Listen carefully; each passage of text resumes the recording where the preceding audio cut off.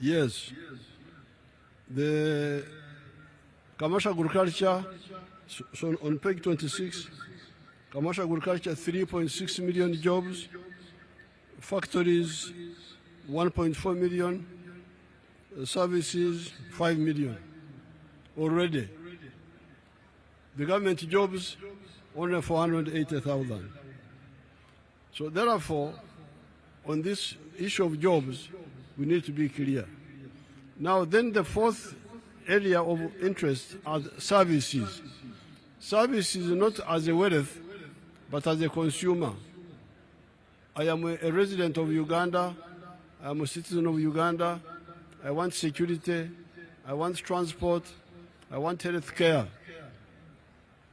There, in the coming phase, I want you to concentrate on some areas. These are on page, I think, 28. And I want you to deal with the services of welfare, which disturb people. First of all, health care, stealing medicine in the hospitals. That must be fought by you, the leaders. Then, on immunization is doing very well. Where there's a problem is curative, treating, but otherwise immunization is doing very well. Then you have education. We must insist on free education for our children. The good thing, you have got many government schools, 12,000 primary schools, and 1,000 something for government secondary schools. But the problem is that they charge money. When you read here, you will see the point I'm making. Then we have the roads. The roads must be good. The tarmac roads and the Maram roads must be well maintained. You, the leaders, must monitor this, especially the members of parliament. Where do the local governments put the 1.3 billion we give them for maintaining the Maram roads? Then, problem of crime. You should not allow the police to cover up crime. If the police cover up crime, expose them, and we'll get rid of them. We've got a lot of young people who want jobs. If the policemen who are there don't want to work, the ones who want to work are there. We don't have to beg these policemen. They must do their work fully. Then the problem of land grabbing. Fight land grabbers in your area. If you do this, you'll find that people will be very happy with the NRM. Health care, free education, roads,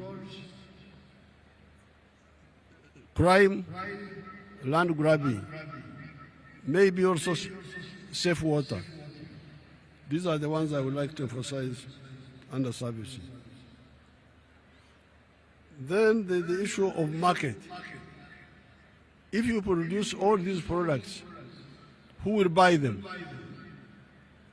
I'm glad the NRM has invited the fraternal parties from other countries of Africa. It's good that we understand the issue of market. You cannot succeed in production if somebody doesn't buy what you produce. The way we are standing now, we produce a lot of products. The internal market is not enough.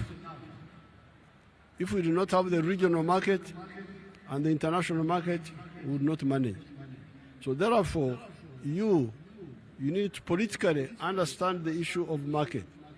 And we work with our neighbors in Kenya, Tanzania, Rwanda, Burundi, Congo DRC, South Sudan, Somalia, to fight for the unity of the market, so that we create a good atmosphere for our wealth creators. Now finally, the issue of strategic security. Yes, if we do integration, economic integration, we shall deal with the economy. But how about security? How can we be secure against all threats? Some of the actors in the world are talking of four-dimensional superiority, that they want to be superior on land, be superior in the air, be superior at sea, be superior in space. On the moon, some people are on the moon, while we Africans, we are just here. They are looking at. The question is, even if Uganda becomes a modern country, can it manage send a person to the moon? My answer is no. But that's why our predecessors, Mwalimu Nyerere,